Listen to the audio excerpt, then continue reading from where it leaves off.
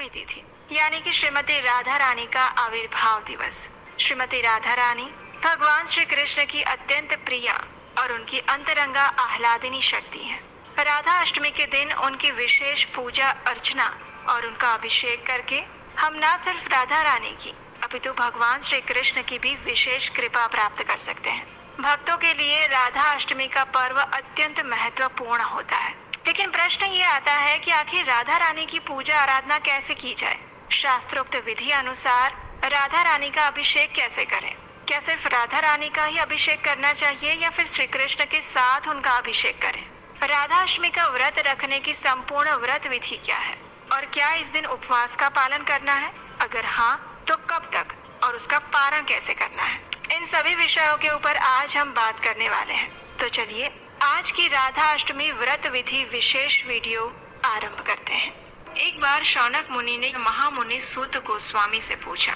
उन्होंने कहा, हे अति बुद्धिमान प्रभु, किस कर्म के कारण मनुष्य इस भव सागर से मुक्ति पाकर गोलोक में जा सकता है, जिसे पार करना इतना कठिन है? ये हमें कृपा करके बताएं।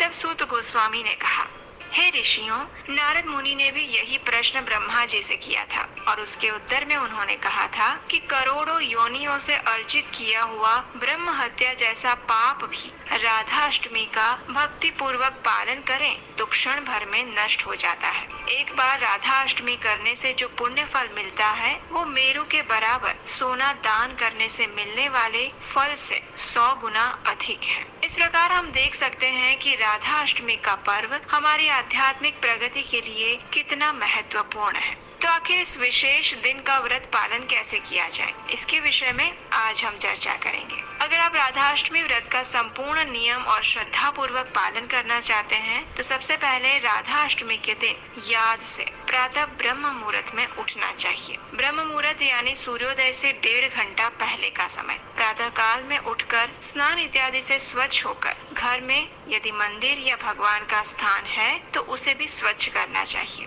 उसके बाद भगवान को जगाकर उन्हें कुछ भोग अर्पित करिए। उसके बाद उनकी मंगला आरती करिए। अगर घर में नहीं कर सकते तो नजदीक के किसी मंदिर में जाकर कर सकते हैं, और ये भी नहीं कर सकते तो ऑनलाइन भी मंगला आरती का दर्शन सुबह 4:30 बजे अवश्य करना चाहिए। उसके बाद तुलसी देवी की पूजा अर्चना करिए, उन्हें जल अर्पण करिए, उनकी कम से कम 3 बार प्रदक्षिणा करिए। उनके समक्ष बैठकर हरे कृष्ण महामंत्र का जप करिए। राधा अष्टमी के दिन विशेषकर इस हरे कृष्ण महामंत्र की अधिक संख्या में माला का जप करने का संकल्प लेना चाहिए, और ये महामंत्र है हरे कृष्ण कृष्ण कृष्ण हरे हरे, हरे राम राम राम हरे हरे। इस हरे कृष्ण महामंत्र में जो हरे शब्द आता है वो राधा रानी का प्रतीक है। इसलिए राधा अष्टमी के दिन यदि आप भगवान श्री कृष्ण के नामों का अधिक जप करते हैं तो इससे भी राधा रानी अत्यंत प्रसन्न होती है। राधा अष्टमी के दिन यदि संभव है तो दोपहर को 12 बजे तक संपूर्ण निर्जल उपवास करना चाहिए। यदि निर्जल करना आपके लिए संभव नहीं है तो आप जल ले सकते हैं। दोपहर को 12 बजे राधा रानी का अभिषेक होने के बाद आप उसी चरणामृत से राधा अष्टमी का व्रत खोल सकते हैं। यदि आप घर पर राधा रानी का अभिषेक करना चाहते हैं तो याद रहे भगवान श्री कृष्ण के साथ ही उनका अभिषेक किया जाना चाहिए, अकेले नहीं। राधा रानी का अभिषेक करने की विधि भी वही है जो जन्माष्टमी पर श्री कृष्ण के अभिषेक की विधि हमने पिछले वीडियो में बताई थी। अगर आपने वो नहीं सुनी है तो आप हमारे जन्माष्टमी व्रत विधि वाले वीडियो में जाकर उसे सुन सकते हैं। उसका लिंक भी नीचे डिस्क्रिप्शन बॉक्स में मिल जाएगा। अगर नहीं है तो आप हमारे चैनल पर जाकर भी देख सकते हैं। अभिषेक के लिए आप पंचामृत यानी दूध, दही, घी, मधु और जल का उपयोग करें और अंत में स्वच्छ जल से स्नान करवा सकते हैं। राधा अष्टमी के दिन श्रीमती राधा रानी के लिए आप कुछ विशेष सात्विक भोग भी बना सकते हैं। राधा रानी को वैसे अरबी पसंद है तो अरबी के मूल या फिर उसके पत्तों से आप उनके लिए विभिन्न पकवान और व्यंजन बना सकते हैं। दोपहर को अभिषेक के बाद आप संपूर्ण दिन में एकादशी या फिर अन्न प्रसाद ले सकते हैं। उस दिन प्रयास करना चाहिए कि प्रमाणभूत स्रोतों से, प्रमाणभूत गुरु से अधिक श्रीमती राधा रानी के विषय में श्रवण और पठन करना चाहिए। राधा रानी को प्रसन्न करने के लिए आप इस दिन मुख्यतया 2 कार्य कर सकते हैं। ये ऐसे कार्य हैं जिसे करने से वे अवश्य ही आपके ऊपर प्रसन्न होंगी और आपको श्री कृष्ण भक्ति का अमृत रस प्रदान करेगी। पहला कार्य है भगवान श्री कृष्ण के नाम का अधिक से अधिक जप करना। जहाँ भी भगवान श्री कृष्ण का नाम लिया जाता है वहाँ श्रीमती राधा रानी की कृपा सदैव बनी रहती है। इसलिए इस दिन संकल्प लें कि आप हरे कृष्ण महामंत्र की कम से कम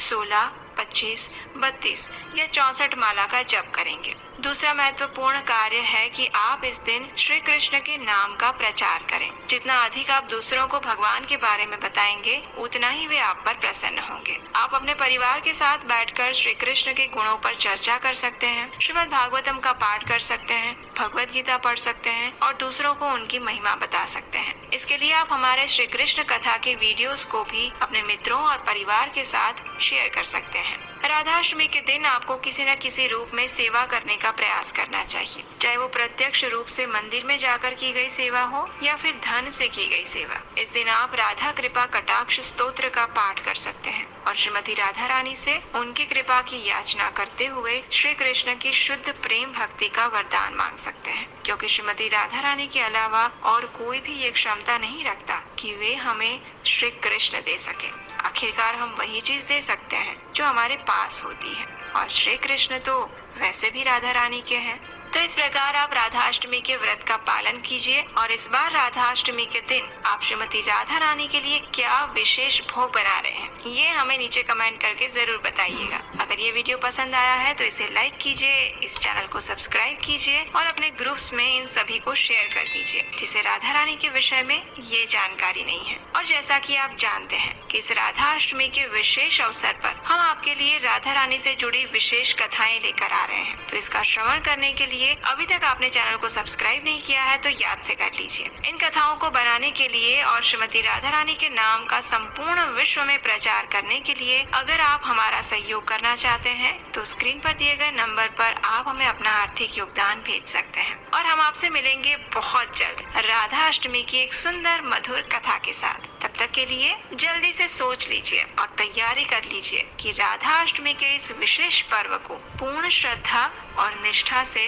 कैसे मनाएंगे और जिसका पूर्ण श्रद्धा और नियम पूर्वक पालन करके हमारे जन्मों जन्मों के पाप नष्ट कर हम इस संसार की माया से मुक्त हो सकते हैं और श्रीमती राधा रानी के माध्यम से भगवान श्री कृष्ण की शरण प्राप्त कर गोलोक वृंदावन में स्थान प्राप्त कर सकते हैं, जहाँ स्वयं राधा रानी के साथ भगवान श्री कृष्ण सदैव विराजमान है।